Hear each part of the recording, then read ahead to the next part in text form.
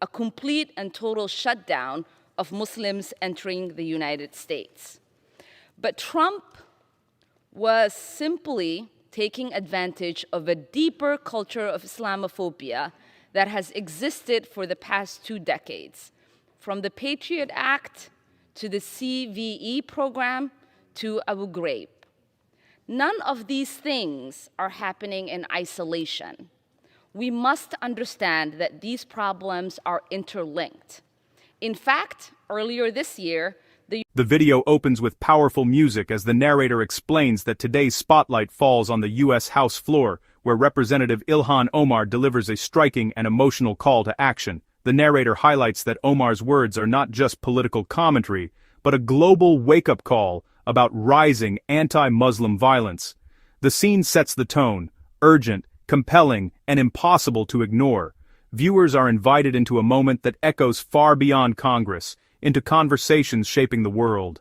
In the end, many critics argue that Ilhan Omar's speech raises far more concerns than solutions, especially because it frames America as the central culprit while ignoring the nation's long record of defending global freedom. Madam Speaker, today I rise because we are in the midst of a staggering rise of anti-Muslim violence and discrimination around the world.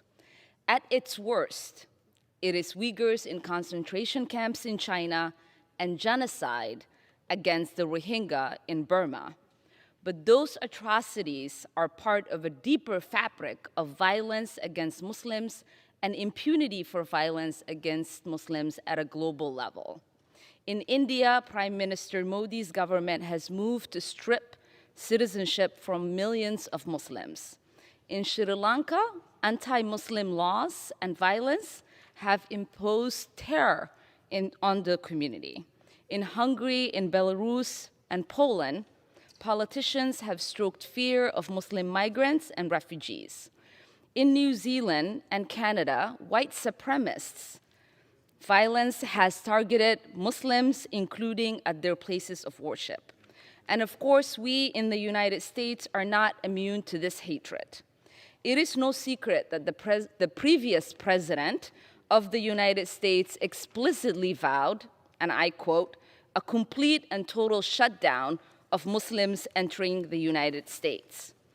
But Trump was simply taking advantage of a deeper culture of Islamophobia that has existed for the past 2 decades, from the Patriot Act to the CVE program to Abu Ghraib. None of these things are happening in isolation. We must understand that these problems are interlinked. In fact, earlier this year, the United Nations commissioned a report and concluded that Islamophobia has reached, I quote, epidemic proportion, and urged nations around the world to take all necessary measures to combat it. As a country that was founded on religious liberty, our leadership on international religious freedom depends on recognizing that Islamophobia is global in scope, and we must lead the global effort to address it. That's why Representative Schakowsky and I have introduced this bill to create a special envoy for monitoring and combating Islamophobia at the State Department. This bill also adds violence and incitement targeted at Muslims to the State Department's annual Human Rights Report and International Religious Freedom Report.